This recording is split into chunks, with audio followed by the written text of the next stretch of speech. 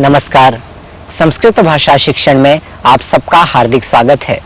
पूर्व पाठ में हमने तव्यत प्रत्यांतों के विषय में जानकारी प्राप्त की। इस पाठ में अनियर प्रत्यांतों के विषय में सीखेंगे। नमो नमः। नमो नमः। संस्कृत भाषा शिक्षणे भवतां सर्वेषां हार्दं स्वागतम्।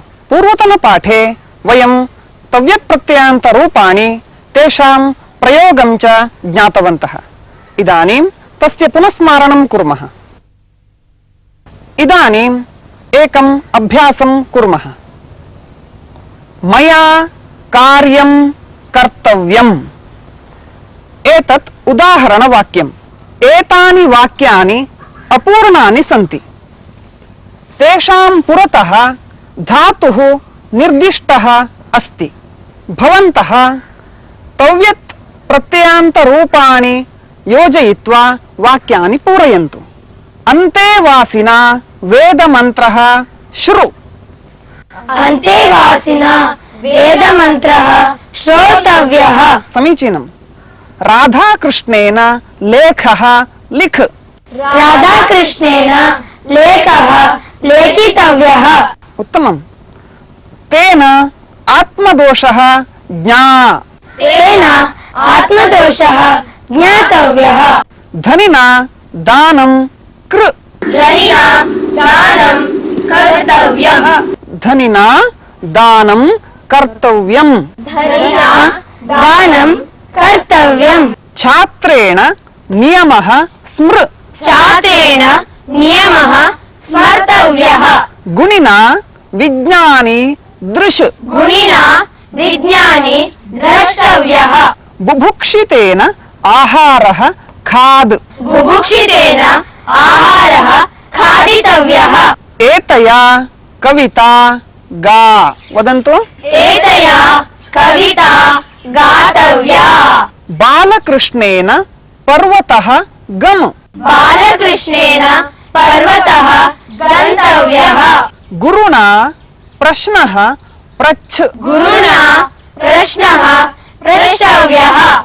यात्रिकेण स्यूतः नी। यात्रिकेण स्यूतः नेतव्यः। बहु समीचीनम्। कर्मणि लिङ्गः स्थाने यथा तव्यत् प्रत्ययः भवति तथा अनियर् प्रत्ययः अपि भवति। अनियर् रूपम् एवं भवति।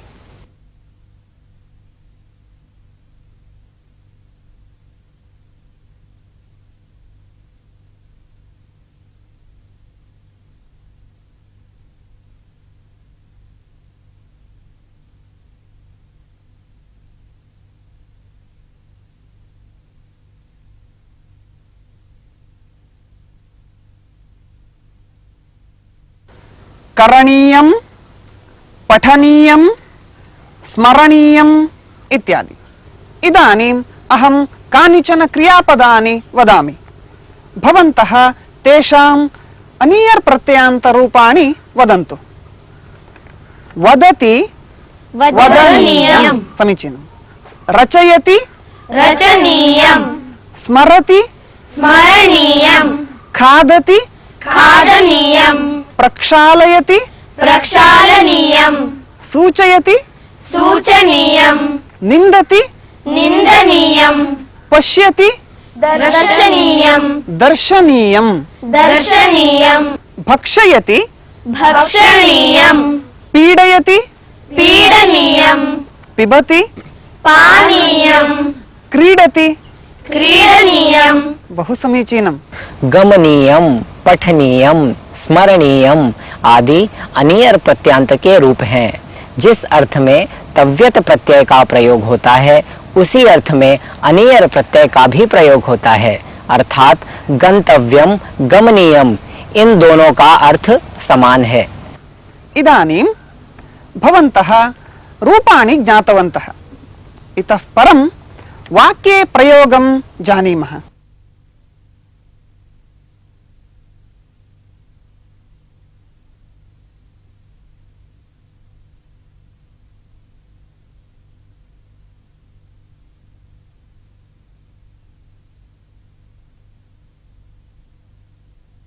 अत्र सेवकेन करणीयम्, बालकेन पठनीयम्, महिलया स्मरणीयम्, कपिना खादनीयम्, अर्चकेन पूजनीयम्। एतादृशवाक्यानि भवन्तः वदन्तु। भवती वदतु। लेखकेन लेखनीयम्, सख्या गानीयम्, नागेन्द्रेण स्मरणीयम्, मया गमनीयम्, अध्यापकेन शिक्षणीयम्, सर्वैः ज्ञानीयम्, अस्माभिः क्रीडनीयम्, बालकेन चिन्तनीयम्, गुरुणा पाठनीयम्, मात्रा आनीयम्, पिता वदनीयम्, पित्रा वदनीयम्। समीचीनं वदतु। पित्रा वदनीयम्, त्वया वदनीयम्, सखीभिः गमनीयम्। अनियर प्रत्यांत के प्रयोग में कर्तृवाचक शब्द में तृतीया विभक्ति होती है। यह आपने उदाहरण सहित देखा है। इदानीं कर्मसहितवाक्यं पश्यामः।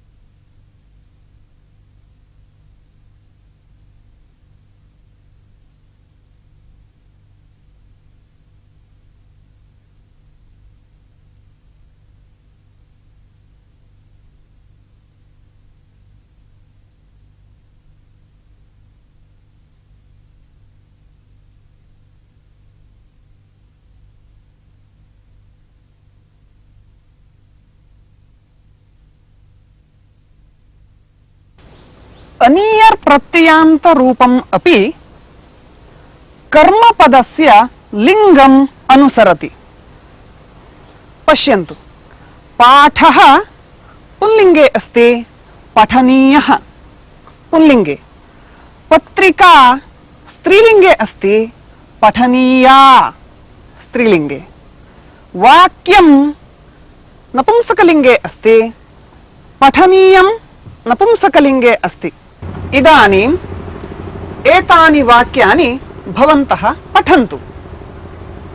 बालकेन पाठः पठनीयः, बालकेन पत्रिका पठनीया, बालकेन वाक्यं पठनीयम्। भवन्तः ज्ञातवन्तः यत् अनीयर् प्रत्ययान्त रूपाणि कर्मपदस्य लिङ्गम् अनुसरन्ति इति। इदानीं वयम् एकम् अभ्यासं कुर्मः। श्वः मया किं किं करणीयम् इति अहं कानिचन वाक्यानि वदामि। अनन्तरं भवन्तः अपि वदन्ति। मया अल्पाहारः स्वीकरणीयः, मया पत्रिका पठनीया। एतेन क्रमेण भवद्भिरपि किं किं करणीयम् इति चिन्तयित्वा वदन्तु। भवती वदतु। मया नृत्यं करणीयम्, मया टिप्पणी लेखनीया, मया शिरस्नानं करणीयम्, मया वाक्या चिन्तनीयम्, मया वाक्यं चिन्तनीयं। पुनः वदतु। मया वाक्यं चिन्तनीयम्, मया जलं पानीयम्, मया समुद्रस्नानं करणीयम्, मया सन्ध्यावन्दनं करणीयम्, मया नूतनवस्त्रं धरणीयम्, मया प्रातः योगासनं करणीयम्, मया देवपूजा करणीया, मया दूरदर्शनं दर्शनीयम्, मया पाठः पठनीयः, मया प्रश्नः लेखनीयः। अनियर प्रत्यांत रूप कर्म पद के लिंग का अनुसरण करता है। पूर्व उदाहरणों में यह आपने देखा है। यथा अनियर प्रत्ययान्त रूपाणि कर्मपदस्य लिंगम् अनुसरन्ति, तथैव कर्मपदस्य वचनम् अपि अनुसरन्ति। उदाहरणं पश्यामः।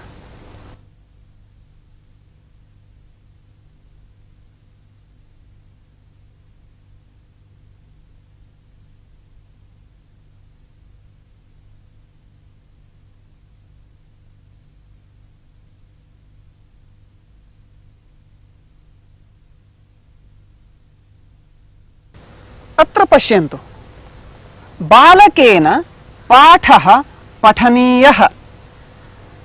बालकेन पाठौ पठनीयौ।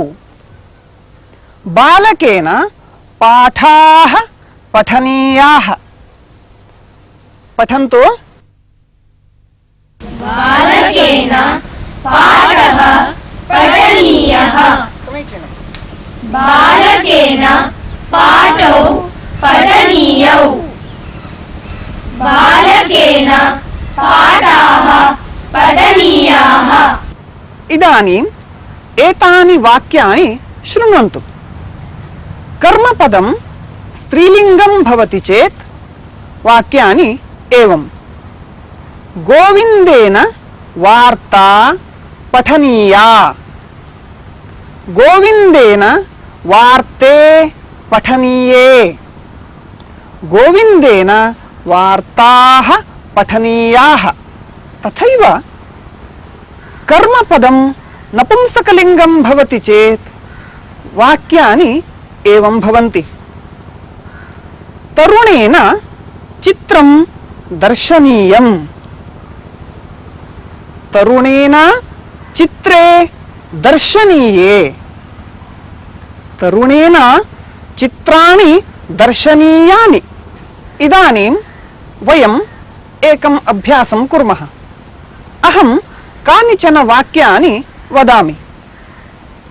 एतेषु वाक्येषु कर्मपदम् एकवचनान्तं भवति। भवन्तः बहुवचने परिवर्त्य वाक्यानि पुनः उच्चारयन्ति। तया श्लोकः लेखनीयः।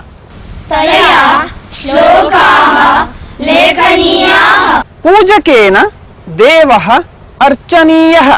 पूजकेन देवाः अर्चनीयाः। सज्जनेन दुर्गुणः त्यजनीयः। सज्जनेन दुर्गुणाः त्यजनीयाः। महिलया शाटिका धरणीया। महिलया शाटिकाः धरणीयाः। बालिकया वाटिका गमनीया। बालिकया वाटिकाः गमनीयाः। नाविकेन नदी तरणीया। नाविकेन नद्यः तरणीयाः। हरिणा लेखनी स्वीकरणीया। हरिणा लेखन्यः स्वीकरणीयाः। रजकेन वस्त्रं प्रक्षालनीयम्। रजकेन वस्त्राणि प्रक्षालनीयानि। स्वामिना कार्यं चिन्तनीयम्। स्वामिना कार्याणि चिन्तनीयानि। धनिकेन रूप्यकं गणनीयम्। धनिकेन रूप्यकाणि गणनीयानि। अनियर प्रत्यांत रूप कर्म पद के वचन का भी अनुसरण करता है। इसका उदाहरण आपने अभी देखा है। वचन परिवर्तन का अभ्यास भी आपने देखा है। एवंच तव्यत् प्रत्ययान्तानाम् अनियर प्रत्ययान्तानां च रूपे भेदः अस्ति। तथापि अर्थस्तु समानः एव। अतः बालकेन पठनीयं, बालकेन पठितव्यम् इति उभयथापि प्रयोगं कर्तुं भवन्तः अर्हन्ति। वयम् इदानीम् एकं सुभाषितं शृण्मः।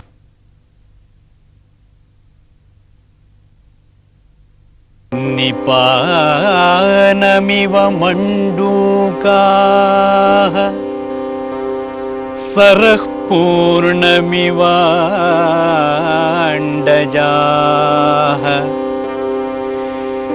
निपानमिव मण्डूकाः सरः पूर्णमिवाण्डजाः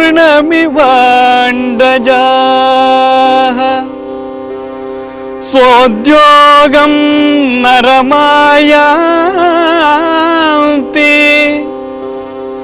सोद्योगं नरमायान्ति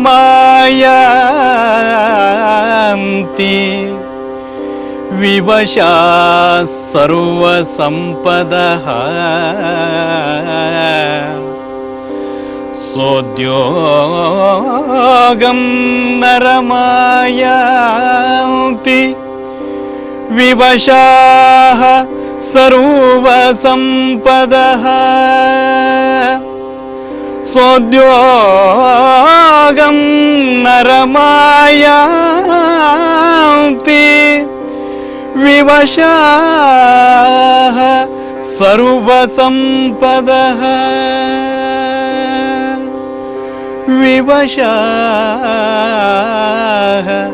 सर्वसम्पदः विवशाः सर्वसम्पदः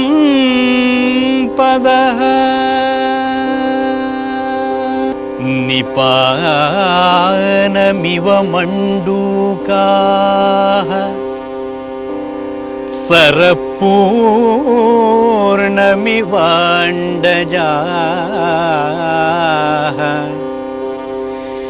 निपानमिव मण्डूकाः सरः पूर्णमिवाण्डजाः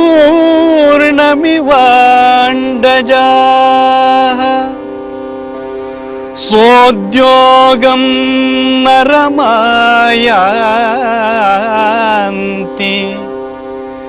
सोद्योगं नरमायान्ति विवशाः सर्वसम्पदः सोद्योगं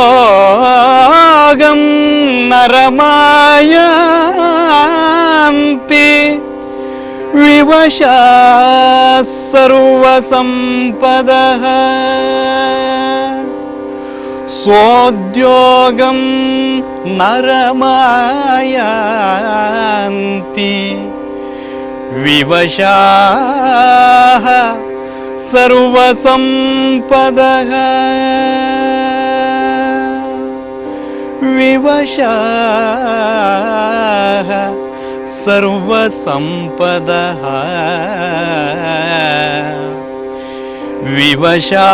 विवशाः सर्वसम्पदः।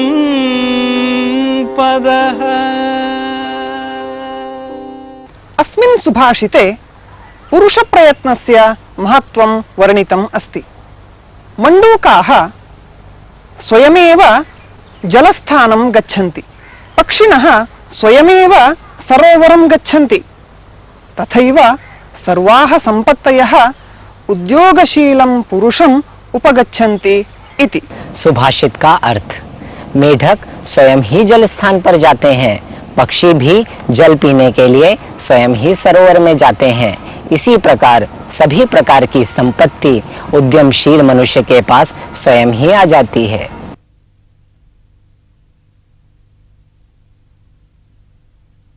तुंगभद्रायाः तीरे कश्चन ग्रामः आसीत्। तत्र मायणः नाम कश्चन गृहस्थः निवसति स्म। तस्य 3 पुत्राः, सायणः, भोगनाथः, माधवः चेति। 3 अपि तेजस्विनः। ग्रामस्य पार्श्वे कश्चन आश्रमः आसीत्। एते सर्वे तत्र विद्याभ्यासं कुर्वन्ति स्म। माधवः क्रीडायां विद्याभ्यासे च अग्रगण्यः। अतः गुरूणां प्रियतमः आसीत्। एकदा प्रातःकाले सः मित्रैः सह स्नानार्थं नदीं गतवान्। नद्यां तरन्तः आसन्। कुतश्चित् स्त्रियः चीत्कारः श्रुतः। माधवः नदीतः बहिरागतवान्। चीत्कारम् अनुसृत्य धावितवान्। राजमार्गे एका शिबिका गच्छति स्म। शिबिकां परितः यवनसैनिकाः आक्रमणं कर्तुम् उद्युक्ताः आसन्। शिबिकायाम् एका तरुणी आसीत्। सा तं चीत्कारं कुर्वती आसीत्। माधवः चिन्तयति किं करवाणि इति। तस्य हस्ते किमपि आयुधं नास्ति। निरायुधः। सः तत् अविगणय्य तेषाम् उपरि मुष्टिप्रहारं कृतवान्। स्त्रियं रक्षितवान्। किन्तु यवनसैनिकाः तस्य उपरि प्रत्याक्रमणं कृतवन्तः। किन्तु धीरः माधवः, तस्य समीपे कश्चन सैनिकः आसीत्। तस्य हस्तात् खड्गम् आकृष्टवान्। एतेषाम् उपरि आक्रमणं कृतवान्। द्वित्रान् यवनान् मारितवान्। अन्ये यवनाः पलायनं कृतवन्तः। माधवः भयकम्पितां तां गृहं प्रापितवान्। स्वयम् आश्रमम् आगतवान्। युद्धसमये तस्य शरीरं क्षतविक्षतम् आसीत्। तदा गुरुः पृष्टवान् किं सञ्जातम् इति। माधवः सर्वं निवेदितवान्। तत्र तस्य सहाध्यायिनः पृष्टवन्तः ब्राह्मणः युद्धं कर्तुम् अर्हति किम्? एतत् धर्मविरुद्धं किल इति। तदा गुरुः वदति न, एषः श्रेष्ठं धर्मम् आचरितवान्। पूजार्हाणां रक्षणं तेन कृतम् इति। एष एव बालकः अग्रे विद्यारण्य इति प्रसिद्धः। सः एव विजयनगर साम्राज्यं स्थापितवान्। कथायाः अर्थः अवगतः खलु? आम्, अवगतः। धन्यवादः। नमो नमः। नमो नमः। इसी के साथ ये पाठ यहीं समाप्त होता है। अगले पाठ में फिर मिलेंगे इसी वादे के साथ। धन्यवाद।